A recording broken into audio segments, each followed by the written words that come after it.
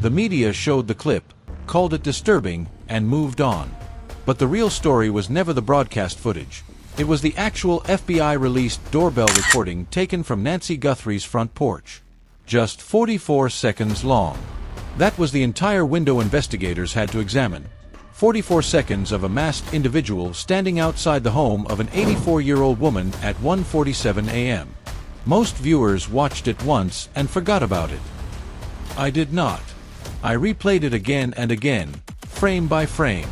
On the 14th viewing, I paused at timestamp 0:18. One detail in that single frame completely changed the direction of the case. Not speculation. Not internet conspiracy. A real, traceable physical detail that tied the masked person directly to a man living in Tucson, Arizona. That man was not random. He had a documented criminal history, and for nearly 2 decades he had performed in the same band as Dominic Evans, the last known person to see Nancy Guthrie alive.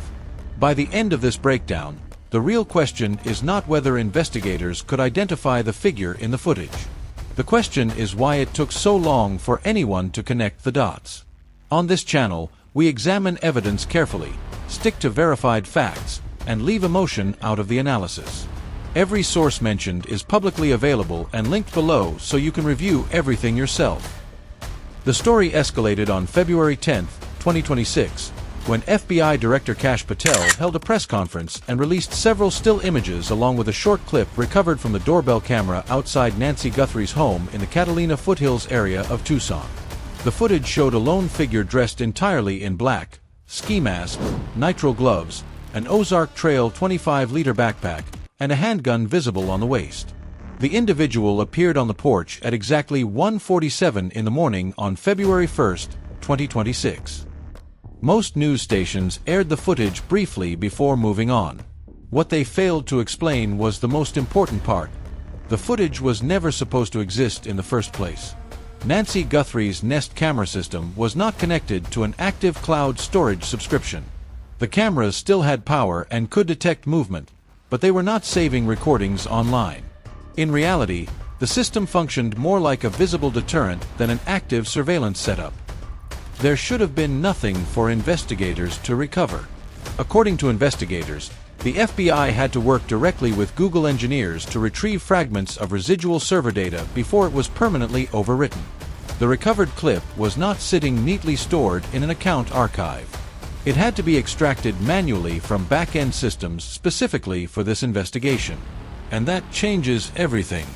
Because whoever carried out this operation appeared to know the cameras were not actively recording. They walked onto that porch believing there would be no usable footage for police to examine the next morning. The entire plan seemed built around that assumption. They were almost correct. The FBI did not recover hours of footage. They recovered only 44 seconds. 44 seconds pulled back from what should have been permanently lost digital data. But inside those seconds was enough physical evidence to begin narrowing the field toward one specific individual. Investigators did far more than simply brighten the footage and release screenshots to the public. According to official statements, the FBI applied reverse infrared enhancement technology, a process designed to amplify subtle heat patterns and light variations that normal video cannot reveal. That enhancement exposed details invisible in the original recording. On February 12, 2026, the FBI released an official physical description of the person seen on Nancy Guthrie's porch. Male, approximately 5 feet 9 inches to 5 feet 10 inches, average build, with a black mustache and goatee visible through openings in the ski mask. That detail matters. The suspect never removed the mask during the recording. Yet investigators were still able to identify facial hair because the ski mask exposed portions of the mouth and lower face. Under infrared analysis, the dark outline of both a mustache and a goatee became visible. That is not a broad or meaningless description. It immediately narrows the number of possible matches. Then another detail surfaced. Former FBI profiler Jim Clemente publicly reviewed the footage and pointed out what appeared to be a tattoo or distinctive marking on the suspect's right wrist. In several frames, the glove on that hand shifted slightly during movement, briefly exposing part of the skin beneath. Now combine all 4 identifying features together. Height between 5 feet 9 inches and 5 feet 10 inches. Average build, black mustache and goatee, and a visible marking on the right wrist. Because this is where Dominic Evans enters the picture. Evans is 48 years old and lives in the Tucson area. Since 2007, he has worked as the drummer for a band called Early Black. The band's bassist is Tommaso Cioni, the husband of Annie Guthrie, Nancy Guthrie's oldest daughter. In other words, Dominic Evans spent nearly 2 decades performing alongside the son-in-law of the victim and someone closely connected to the family. Before going further, one point needs to remain clear. Law enforcement has not officially named Dominic Evans as either a suspect or a person of interest. Everything discussed here comes from public records, FBI-released evidence, and statements made by named experts. The conclusions are left to the viewer. Now return to the FBI's 4 physical identifiers. Height. Evans is publicly listed and photographed at approximately 5 feet 9 inches. Build. Publicly available videos and photos show him with an average body frame. Facial hair. Those same videos consistently show Evans wearing a black mustache and goatee. Right wrist marking. Footage from early Black performances appears to show a visible marking on his right wrist. Jim Clemente stated publicly that the marking visible in the doorbell footage appeared consistent with what independent researchers later identified in online footage of Evans performing with the band. Not one point matched. All 4 did. And that is where the case becomes deeply unsettling. Court records from the Pima County Judicial Database, records accessible to the public, show felony entries connected to the name Dominic Evans. Those records reportedly include burglary, robbery, theft, embezzlement, and DUI offenses. Focus specifically on the first 2. Under Arizona law, burglary involves unlawfully entering a structure with the intent to commit a crime inside. Robbery involves taking property from another person through force or threat of force. Now compare those definitions to what investigators say occurred inside Nancy Guthrie's home during the early morning hours of February 1st. An unlawful entry. A confrontation inside the residence. An elderly woman overpowered by force. The similarities are difficult to ignore. The behavioral pattern required to carry out an act like this is reflected directly in the criminal history connected to the same man whose appearance aligns with every point in the FBI's official physical profile. But the most troubling detail may be this: despite documented felony convictions, neither of the 2 DNA samples recovered from the crime scene reportedly matched any profile in the FBI's CODIS database, a system containing more than 19 million offender records. And that raises a question investigators still have not publicly answered. 19 million profiles existed inside CODIS, and yet neither DNA sample recovered from the scene matched a single person in the system. For someone with documented felony convictions, that absence seems impossible at first glance, but legally, there is an explanation. Arizona's DNA collection laws have changed multiple times over the years. Depending on when certain convictions occurred, and depending on how those cases were resolved, an individual could accumulate felony charges without ever being required to submit a DNA sample into the federal database. If convictions happened before mandatory collection rules applied to those offenses, or if plea agreements bypassed automatic submission requirements, a person could exist throughout county court records while remaining completely absent from CODIS. A documented criminal history. No searchable DNA profile. To investigators, that combination creates the forensic equivalent of a ghost.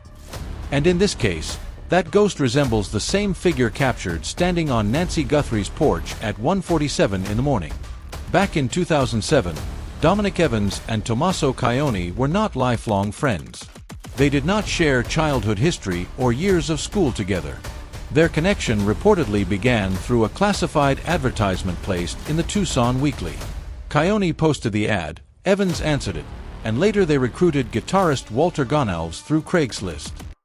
By late 2009, the 3 musicians entered Loveland Studios in Tucson to record their first album together. The title they chose was Life, Love, Love, Murder. 4 words selected intentionally as the identity of the project they wanted to present publicly. An album title is not evidence of a crime, but it can reveal mindset, aesthetic, and personality.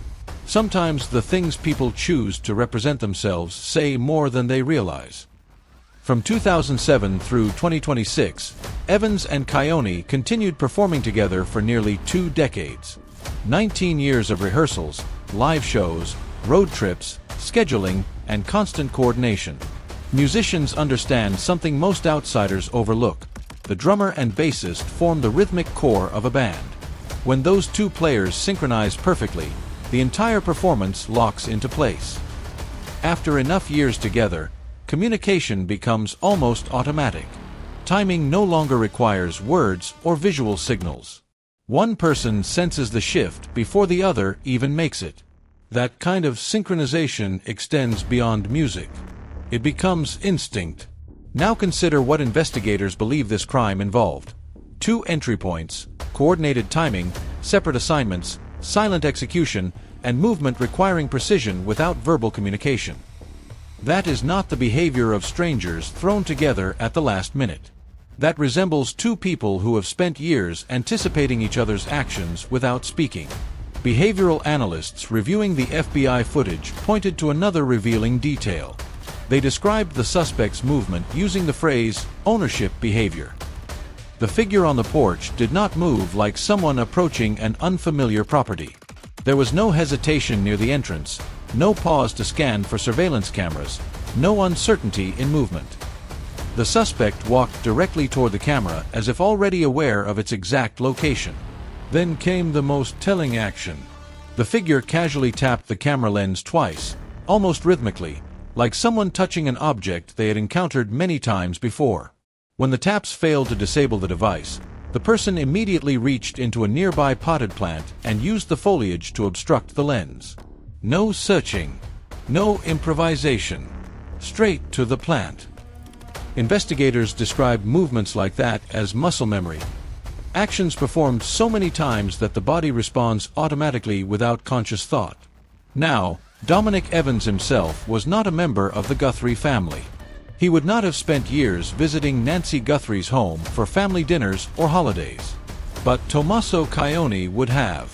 A 19-year musical partner with intimate familiarity of the property could have known every camera placement, every entrance, every detail of the house layout, including the exact location of the plant beside the front door.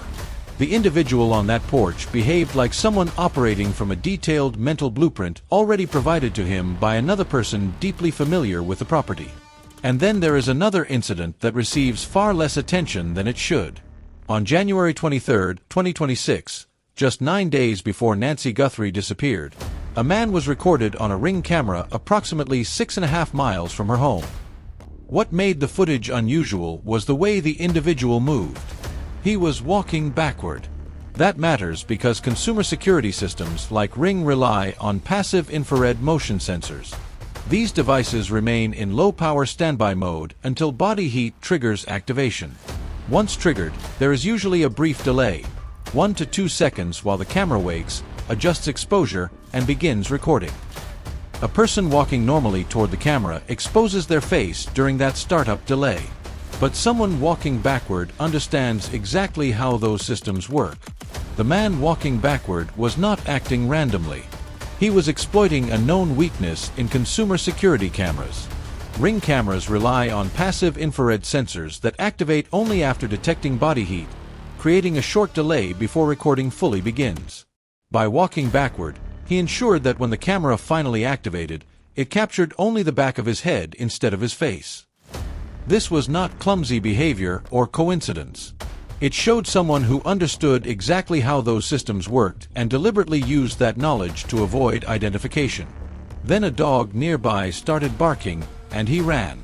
But even while fleeing, he maintained the backward movement. That detail is critical because the natural human instinct during a sudden scare is to immediately turn toward the source of the noise. He suppressed that reflex completely. Running backward at night carries a serious risk of falling, yet he chose that risk over exposing his face to the camera for even a single frame. That kind of discipline does not come from casually watching videos online. It comes from repetition, preparation, and mentally rehearsing the scenario enough times that trained behavior overrides instinct. 9 days later, on February 1st, the same backpack, the same reflective safety strips, the same height and build appeared again outside Nancy Guthrie's home. But this time there was no hesitation, no backward walking, and no testing behavior. The earlier incident now looks less like random activity and more like a reconnaissance run.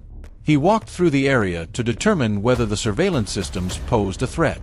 When law enforcement never appeared afterward, he learned something important. He was effectively invisible. By the time he stepped onto Nancy Guthrie's porch, he was no longer testing the system. He was executing a plan. The backpack itself reveals far more than most people realized. The FBI identified it specifically as an Ozark Trail 25-liter backpack sold exclusively through Walmart.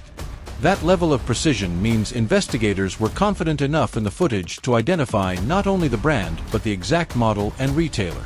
Whoever planned this operation likely needed space for tools, restraints, possible sedatives, and other equipment. A person buying expensive tactical gear from a specialty retailer leaves a digital trail through credit card transactions, loyalty accounts, online orders, and store surveillance. But a cheap backpack purchased with cash at a Walmart far from home leaves almost nothing investigators can trace. That decision reflects an understanding of procurement security and forensic awareness. It was deliberate, not impulsive. The reflective safety strips on the backpack are equally important. Under infrared cameras and low-light conditions, those strips become highly visible. A person careful enough to exploit camera sensor lag would absolutely understand that. Yet the strips remained attached. One possible explanation is that they were intentionally left there to shape perception. The cheap backpack, the reflective strips, and the low-quality equipment all help create the image of someone careless, unorganized, and impulsive rather than disciplined and methodical. If investigators saw professional tactical gear, high-end equipment, and perfectly prepared tools, the profile would immediately point toward someone trained and highly organized. But by using the cheapest and most awkward-looking setup possible, the suspect may have intentionally pushed investigators toward a completely different psychological profile. That is not incompetence. That is calculated misdirection. Then there is the DNA evidence. Investigators reportedly recovered 2 separate male DNA profiles connected to the case. One came from biological material found inside Nancy Guthrie's home, while the second came from a nitrile glove discovered roughly 2 miles away. Neither profile matched Nancy Guthrie, her family members, or any of the 19 million profiles stored in the FBI's CODIS database. The location of that discarded glove matters because it suggests controlled decision-making rather than panic. Someone acting impulsively after a crime usually throws evidence away immediately, often near the scene or in the first available trash bin. But carrying a glove 2 miles away before disposing of it suggests planning, awareness of forensic risk, and the ability to stay calm even after the crime had already been committed. Someone acting in panic does not stop to think about how biological evidence can escape from inside a glove. Nitrile gloves are designed primarily for chemical resistance, not perfect forensic protection. Under physical strain, tiny tears can develop in the material, and within minutes sweat begins building inside the glove itself. If someone was physically handling an elderly woman, restraining her, or carrying her from a home, perspiration and biological material could easily breach the glove's surface. A biology teacher familiar with forensic science would understand exactly how vulnerable that situation is. Such a person would know that disposing of the gloves far away from the scene is not optional but necessary. That makes the discarded glove even more important. Whoever left it 2 miles away clearly understood enough about forensic evidence to avoid throwing it out near the house. But the fact that the glove was still recoverable suggests either a mistake made under pressure or a disposal location the suspect believed was safe but ultimately was not. Someone found it anyway, and now investigators reportedly have DNA from it. The FBI does not necessarily need a direct match in CODIS to identify the person connected to that DNA. Modern genetic genealogy techniques have changed investigations completely. Companies such as Parabon Nanolabs, along with methods pioneered by genetic genealogists like C.C. Moore, can identify suspects through distant relatives who voluntarily uploaded DNA to services like Ancestry DNA or 23andMe without ever imagining how that information might later be used. That same process helped identify the Golden State Killer after decades of evading law enforcement despite having no matching DNA profile in any criminal database. Investigators located him through relatives whose genetic information existed inside consumer genealogy systems. In this case, there are reportedly 2 separate male DNA profiles, meaning investigators may not need cooperation from either individual directly if distant family connections eventually lead them there. Then there are Dominic Evans's own public statements. In February 2026, he spoke to the New York Times and explained that he had only met Nancy Guthrie once, during a family Easter gathering in 2011. He also claimed he learned about her disappearance through Instagram and not through direct contact with anyone close to the family. According to Evans, after hearing the news, he reached out privately to Tommaso Cioni through a direct message to offer support. That sequence immediately raises questions. Nancy Guthrie's disappearance was not a small local incident buried deep in regional coverage. It dominated national news coverage across ABC, NBC, CBS, CNN, and every major network in the country. Savannah Guthrie's role as a nationally recognized television anchor pushed the case into non-stop media attention almost instantly. Yet Evans, a man who had spent 19 years closely connected to Tommaso Cioni, claimed he discovered the story casually through Instagram rather than from television coverage, a personal phone call, or direct communication from Tommaso himself. Even more notable is the way he chose to communicate afterward. Instead of calling Tommaso, texting him directly, or using ordinary communication methods, Evans reportedly reached out through a private direct message. In the middle of a massive federal kidnapping investigation involving a nationally known family, investigators would almost certainly be monitoring calls, texts, and communications connected to people close to the case. Choosing a more private channel immediately stands out. Investigators examining metadata would likely focus not just on that single message, but on the broader communication pattern between Evans and Cioni before and after February 1st. The timing of messages, the frequency of contact, and any sudden changes in communication habits after the crime would all become important pieces of context. To law enforcement, a private message in that environment may not automatically look like emotional support. It could appear as controlled communication between 2 people aware that investigators were watching. Evans also stated publicly that he spoke with investigators for approximately 40 minutes. 40 minutes is relatively brief in the context of a major investigation. It resembles an initial screening interview more than an intensive interrogation of a primary suspect. But the most important point is that investigators do not necessarily need extensive cooperation from him to continue building a case. Cell tower records do not require permission. Purchase histories do not require cooperation. Surveillance footage, financial activity, GPS data, and digital communication patterns can all be reconstructed independently by investigators whether a person chooses to assist or not. Investigators do not need voluntary cooperation to build a digital trail. Vehicle tracking records can be recovered without permission. Cell tower data does not rely on a suspect agreeing to participate. Genetic genealogy certainly does not require cooperation either.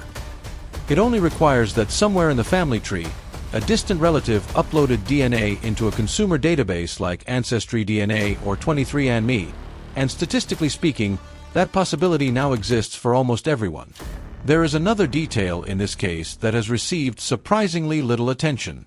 Dominic Evans told the New York Times that he met Nancy Guthrie exactly one time, at a family Easter egg hunt back in 2011. According to his own statement, that single event represented his only direct interaction with her. But consider the timeline carefully. Evans spent 19 years as the closest musical partner of Tommaso Cioni, Nancy Guthrie's son-in-law. 19 years connected to the family through rehearsals, performances, travel, and constant communication. 19 years alongside someone who knew that property intimately and had likely visited it countless times. Yet Evans described his connection to Nancy Guthrie in the smallest and most carefully limited way possible. One Easter gathering, 15 years earlier. That kind of statement stands out because people often become extremely precise and minimal when discussing relationships they have been advised to describe carefully. It narrows the connection publicly while avoiding unnecessary detail. Then there is the ransom demand itself, $6 million in Bitcoin. Not 5 million. Not 10 million. Not some exaggerated figure chosen by a stranger imagining television celebrities have unlimited wealth. 6 million is specific. It sounds calculated, almost surgical. A number like that suggests knowledge of what Savannah Guthrie could realistically access within a short time frame, not simply what tabloids estimate her total wealth to be. A stranger tends to think in dramatic round numbers. Someone with insider familiarity thinks differently. They understand the difference between public perception and liquid reality. And after 19 years spent close to Tommaso Cioni, it becomes difficult to ignore the possibility that Dominic Evans may have understood far more about the family's financial situation than an outsider ever could. In February 2026, Pima County Sheriff Chris Nanos publicly announced that the Guthrie family had been cleared. He specifically referred to siblings and spouses. That statement covered Savannah Guthrie, Annie Guthrie, Cameron Guthrie, and Tommaso Cioni as Nancy's son-in-law. But listen carefully to what was not said. Dominic Evans was never included in that public clearance statement. Not during that press conference, and not in any later official comments. What makes this even more significant is what investigators continued doing afterward. Despite publicly stating that the immediate family had been cleared, federal agents reportedly returned to Annie and Tommaso's property more than 5 separate times. During those visits, they removed items in brown paper evidence bags, the kind specifically used for preserving biological material. Those are not typically used during casual follow-up visits or routine paperwork collection. Investigators also impounded Annie Guthrie's vehicle, examined the septic tank on the property, and removed security cameras from the home. Those are not the actions investigators take when they have fully eliminated a property and its occupants from consideration. Examining a septic system, towing vehicles, and collecting surveillance equipment indicate continuing investigative interest regardless of what public statements may have suggested. In other words, the public messaging and the investigative behavior appeared to tell two very different stories. And throughout all of it, Dominic Evans, the individual most directly connected to Tommaso Cioni outside the family itself, was never publicly mentioned in any official clearance. When all speculation is stripped away and only the physical structure of the crime is examined, a very specific picture begins to emerge. This operation appears to require two things that rarely exist together in the same person. First, intimate insider knowledge, understanding the layout of the property, knowing the Nest cameras were not actively recording, understanding the gate access, Nancy Guthrie's daily habits, her medications and medical conditions, Savannah Guthrie's international travel schedule during the Winter Olympics, and even the family's realistic financial limits beneath the public image of celebrity wealth. That kind of information cannot be gathered simply by watching a house from a parked car across the street. Surveillance might reveal when lights turn on or when people leave for work, but it cannot reveal that the camera system was essentially non-functional. It cannot reveal the exact ransom figure most likely to succeed. Those details suggest familiarity far deeper than what an outsider could realistically obtain alone. That kind of knowledge does not come from surveillance alone. It exists inside families, and sometimes inside the people who have spent years orbiting those families, sitting in living rooms, hearing conversations over dinner, learning routines without anyone realizing it. But insider knowledge by itself is not enough to carry out a crime like this. The second requirement is physical capability and the willingness to enter a home at 1:47 in the morning, confront a conscious and terrified elderly woman, restrain her, sedate her, and physically remove her from the property. Nancy Guthrie was 84 years old, but Sheriff Nanos described her as mentally sharp and fully aware.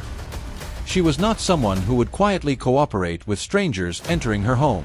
She had to be controlled physically. Investigators believe she could not have walked a significant distance on her own, which means whoever removed her had to support or carry her body weight through the house and out to a vehicle. That requires more than planning. It requires willingness, force, and confidence under pressure. This is where the theory of two separate roles begins to emerge. One person provides the blueprint, knowledge of the home layout, camera system, financial situation, medication, travel schedules, routines, and vulnerabilities. That person never has to physically enter the scene. Their value comes entirely from the information they possess. They remain somewhere safe, protected by an alibi built around appearing uninvolved. The second person becomes the operative, the individual willing to carry out the physical act itself. He enters through a gate he already knows will be open, approaches a camera he has already been told is not recording, moves through rooms he has already memorized from descriptions, and arrives prepared with sedatives because he knows exactly what medical conditions he may encounter inside. A 19-year musical partnership creates exactly the kind of silent coordination that operation would require. Two people who have spent nearly 2 decades performing together learn to anticipate each other without speaking. Timing becomes instinctive. Coordination becomes automatic. And according to investigators, this crime appears to have required that exact kind of synchronization. As of this recording, Nancy Guthrie has been missing for more than 100 days. She is 84 years old, lives with chronic medical conditions, and has a pacemaker implanted in her chest. According to investigators, that pacemaker recorded a dramatic cardiac spike at exactly 1:47 in the morning on February 1st, the precise moment the masked figure appeared outside her home. Forensic cardiologists reportedly described the spike as the signature of sudden extreme fear. Nancy was not asleep when the intruder arrived. A person pulled unexpectedly from deep sleep does not normally produce that kind of immediate cardiac response. Her body indicated she was awake, aware, and terrified. In the minutes that followed, her heart rate remained dangerously elevated. The rhythm patterns reportedly showed irregularities associated with sustained emotional distress, suggesting the intruder did not simply enter and leave within seconds. Whatever happened inside that home continued long enough for her body to record the stress in real time. Then investigators noticed another major shift. Roughly 15 to 20 minutes into the 41-minute monitoring window, the accelerometer data inside the pacemaker changed from voluntary movement to passive movement. In other words, the data no longer reflected Nancy walking or moving on her own. It reflected someone else transporting her. According to forensic analysts, the motion pattern was consistent with a person being carried and then placed into a moving vehicle. The final stage of the pacemaker data may be the most disturbing detail in the entire case.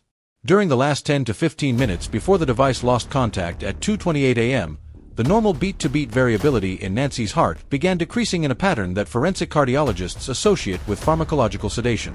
Investigators believe someone administered a sedative to her shortly before the pacemaker connection disappeared.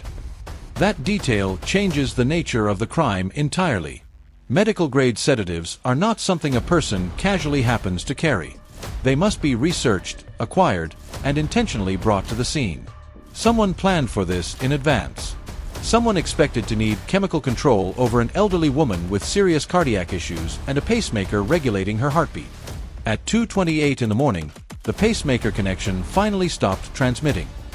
Not because Nancy died, but because investigators believe the vehicle carrying her traveled too far from the bedside monitoring unit inside the house. According to the device data, Nancy Guthrie was still alive at that moment. Her heart was still beating, and the pacemaker inside her chest continued recording every heartbeat afterward. That tiny device has potentially stored more than 100 days of physiological data since the night she disappeared. The FBI's public actions also reveal where the investigation may truly stand.